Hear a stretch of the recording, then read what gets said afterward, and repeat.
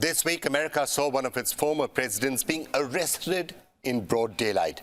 And no points for guessing, I'm talking about Donald Trump. The same Donald Trump who walked away from the White House on the 20th of January 2021 with a sore face and without greeting his successor, Joe Biden. Ever since, Trump hasn't really received the kind of press attention that he did all of this week. And no surprises there, because this week, Donald Trump became the first president in the history of the United States to face criminal charges and to be indicted for them. These charges are related to hush money paid to a porn star in 2016 ahead of Trump's election to the White House. These aren't necessarily the most serious charges that Trump is facing, but the first on which he has been indicted and arraigned. On Tuesday, Trump had a dramatic day in court. He flew from Florida to New York the day before. He landed in his private plane, spent the night in Trump Tower, and then the next morning he went to the courtroom. But before leaving for court, Trump posted a note on his social app, and he wrote, and I quote, "Seems so surreal. Wow, they're going to arrest me." He went on to add, "Can't believe this is happening in America. MAGA." MAGA, of course, short for Make America Great Again, which, as all of you remember, is the political slogan that Trump has used for his 2016 campaign and all through his stint in the White House.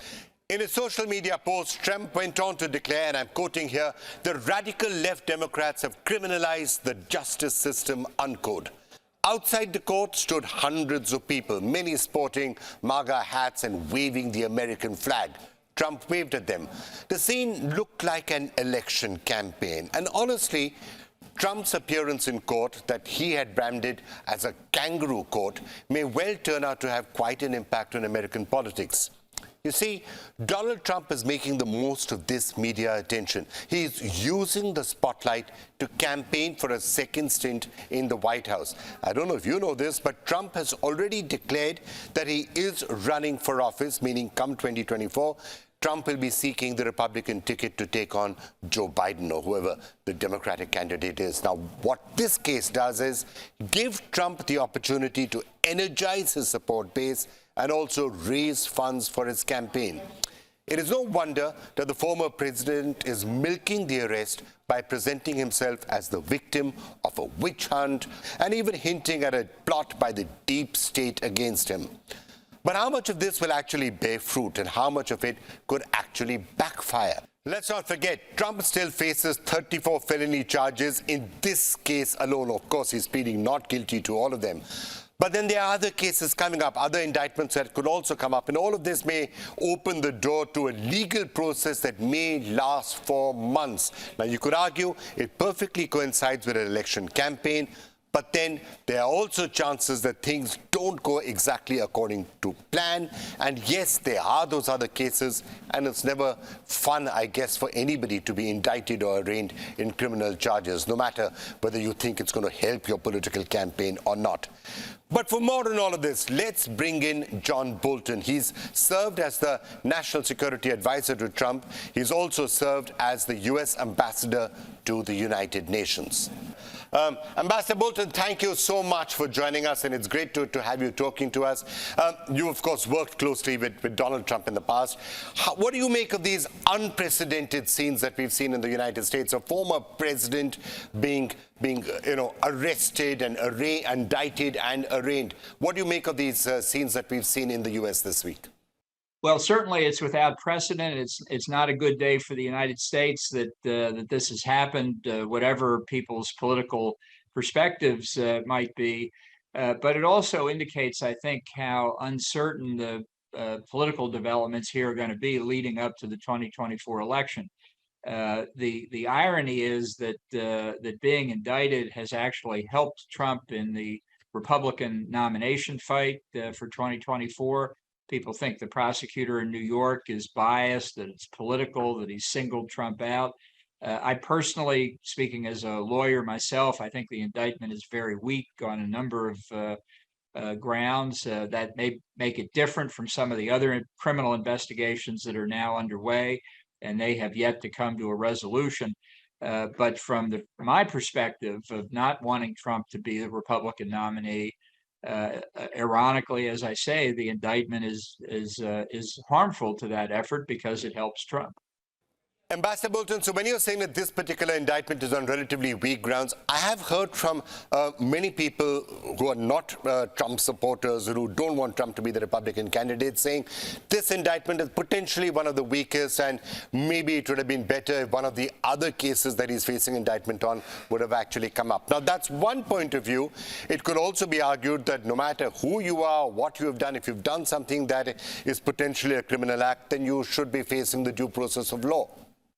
Well, it's a very important point that there's one law that applies to every citizen, no matter what their position. The problem here is Trump has been able to make the argument that this is a political prosecution and that he's being singled out unfairly. And when the indictment itself is very weak, it plays into that line of argument. Now, the real test, of course, will be whether he is acquitted or whether he is convicted. If he's acquitted, in this particular case, then that would add to his argument that it was all politically motivated.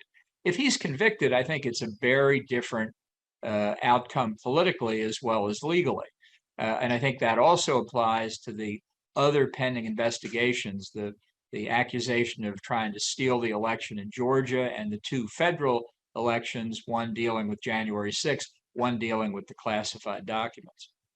And this particular case is, of course, somewhat muddled because at the same time as you're having this indictment, you've had Stormy Daniels losing a defamation case to Trump, having to pay Trump a certain amount of money. Would you say, Ambassador Bolton, that the entire political dynamics could change if he also gets indicted in some of the other cases? So it's not just this one case, but the other cases also come up. Well, I think obviously you have to see what the indictments turn out to be, but the argument that he tried to persuade Georgia election officials in 2020 to make up votes to allow him to win the state and win Georgia's electors is a very serious challenge. This is not the tawdry issue of paying hush money to a porn star to cover up an extramarital affair. This is something that does go directly to the integrity of the electoral process. But there again, the indictment would only be the beginning of the case. And the question there would be, again, is he acquitted or is he convicted? An acquittal, if you begin to build up a string of acquittals, then it really does strengthen the Trump position, at least as far as getting the Republican nomination, which is why, again, many Republicans believe that Donald Trump is the Democrats' best asset.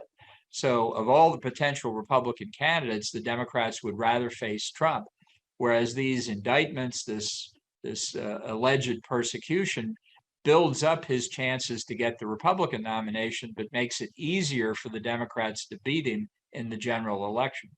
Thank you so much for being with us with that perspective. Well, let's get another point of view on that entire story. I'm now being joined by John Christopher Weir, who's a political analyst and a White House commentator, joining us from there.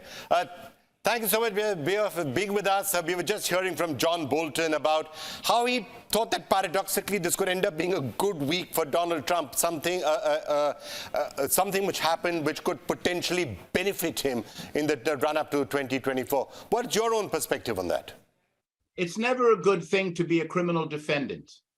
It's never a good thing to be exposed. It's never a good thing for someone who I've known for 30 years to be exposed as giving hush money to porn stars and to Playboy girls and to keeping people quiet. It's called paying hush money. He had an elaborate scheme that involved his lawyer, Michael Cohen, actually paid the porn star on his behalf, and he took the money from his business and he called it a business expense as he gave money to quiet these people.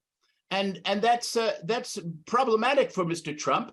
He'll try to get away with it. He's tried to get away with everything. He said the entire election was a fake. He said it even before November, and it was a fake. It's fake news.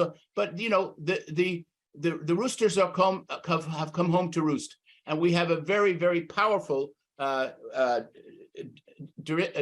Manhattan DA called Alvin Bragg, and a very powerful judge too, who is used to mob style criminals and white collar and violent criminals. So they're ready for him.